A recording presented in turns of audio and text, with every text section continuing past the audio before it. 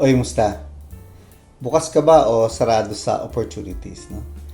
Alam nyo, ang opportunities, tinatawag din natin na blessings. No? So, gusto natin malaman kung sa ngayon, ikaw ba ay bukas na rin sa mga blessings. Ito, meron akong 7 tips na pwedeng ibigay sa inyo para lubos na bumukas ang inyong sarili sa maraming buhos ng opportunities at blessings. Okay, siguro simulan natin sa una. So, number one, syempre kailangan you have to review your plans. You have to review your goals. Syempre, meron tayo mga kumbaga ginawa na natin sa buhay natin na naisip natin na ito ang gusto kong mangyari sa buhay ko. The question is, nasan ka na ba? Tama ba yung goals mo? Naaayon ba sa panahon? Naaayon ba sa'yo? And usually, naaayon ba yan sa gifts na binigay sa'yo ng Panginoon? Yun kasi yung unang-una dapat natin i-establish. So, right now, you have to review kung ano man yung mga plano mo na naiset mo na. Kasi, pwedeng nagbago na ang panahon. No? Or, maaring dumating na yung pagkakataon wherein alam mo na eksakto kung ano ba talaga ang plano ng Diyos sa'yo at maaring nag-align na to sa panahon na to. Okay. So, pag na-review mo na yung mga plans mo, you have to think, so, what's next? No? Ano ba ang gagawin ko? Kasi kung may nagbago na talaga, kailangan magbago din ang plano natin. Di ba? Hindi naman pwedeng yun na lang. Basta ito gusto ko. Kasi usually, pwede rin mas specific na siya. I'll give an example. No? So, dati kasi, ang plano ko sa sarili ko, no, I wanted to retire, believe it or not, I wanted to retire at 33 or 34. Basta before I reached the age of 35, I would retire. Alam nyo, sa totoo lang, by the age of 27, I already had a family. So, 3 na yung anak ko noon. But by the age of 30, so konti na lang, no? Actually, may 2 sasakyan na ako, may bahay na, nag-aaral na maayos, yung aking pamilya, etc. No? Then, suddenly, when I reached the age of 30, sa totoo lang, okay, may pera na and all those things. Ang naging problema ko, so what's next? Ito na ba yun? Ito na ba yung lahat ng ito? So, alam nyo, nagpa ano-ano ako nagpa agos-agos lang ba? No? Sa panahon. And if I'm not mistaken, by the age of 34, nag-aral ako ulit. No? I had to review my plans Parang ano ba? Ano ba susunod? Anong pinag-aralan ko?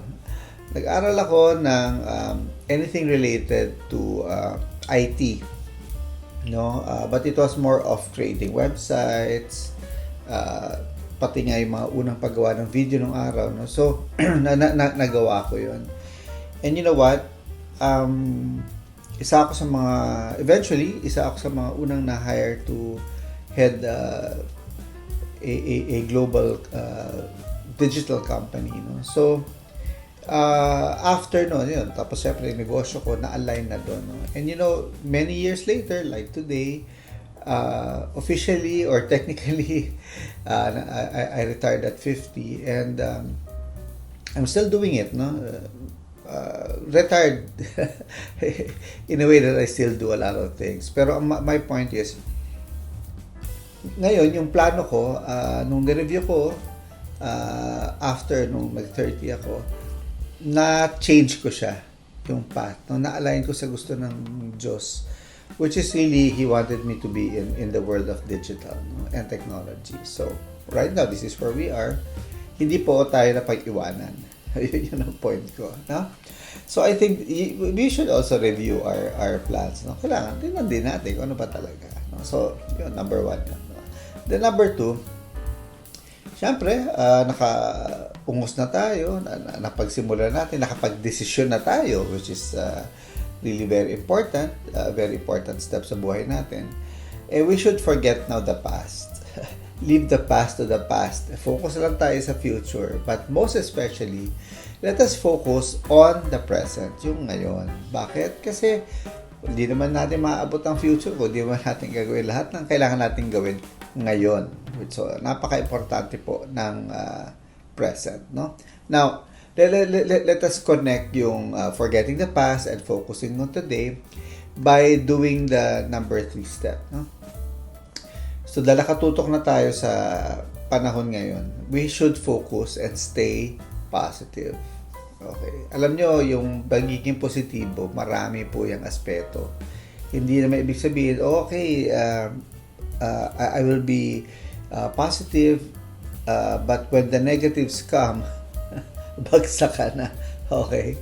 So, ang pagiging positive is always looking at the bright side of things. No? That everything is a blessing. Hindi naman ibig sabihin na, okay, positive ako, na okay lahat ito, etc. You should also look at the blessings that come your way to a point na you are content with what you have. You know why? Kasi as I said, no, lahat ng negatibo, darating at darating yan. No? Ano ba yung negatibo? Sa totoo lang, depende kasi yan sa iyong perspective. So that's how staying positive is. No? It's how we see things. And if we are focusing on all the things that are coming our way, na lahat ito may plano, dahil syempre I would see na most probably pinagdasal naman natin itong mga ito. Let us always see the bright side of anything that comes to us. And by doing so, mas ma-appreciate natin ang ating buhay. Nakafocus tayo dito sa ngayon, nakafocus tayo sa lahat na nasa atin ngayon ay blessing at may patutunguhan, di ba? So forward-looking po tayo. So that's what really being positive is all about. And of course, that includes our faith. Siyempre, di ba? Dasal ka ng dasal, worry ka rin ng worry. Di ba, wala din. Di ba? Okay, so number 4. Number 4, connected to being and staying positive is that we face our failures. Siyempre, may mga failures tayo. But remember that failures don't define us. What we do next is what really defines us, and that's where we build our character. And our character builds our future. Kung sino tayo ngayon, yun ang magiging trigger sa ating future. Okay? Then number 5, let us open ourselves to new things. Diba? Let us be open to change. Dahil hindi naman lahat ng nangyayari sa atin ay walang magbabago. Siyempre, meron, di ba? I mean, laging merong either may dagok na tinatawag or talagang biglang magbabago yung path natin. Magpipivot tayo. Sige, sabi nga nila, just go with the flow. Because change is good. Let's always see again the bright things in life, the blessings in life. But at the same time, we have to embrace change. Yun lang, embrace natin. Ganun talaga di ba? May mangyayaring ganyan. So, embrace lang natin. And number 6, related to that, always and always pray for wisdom, discernment, and clarity. Why?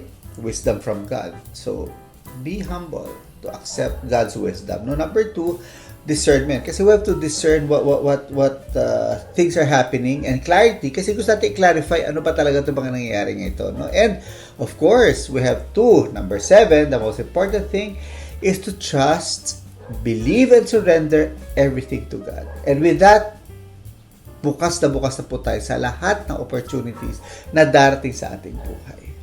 Yun lang po, and I hope we remain always positive. We always remain expectant that God will give us everything we have or everything that we need.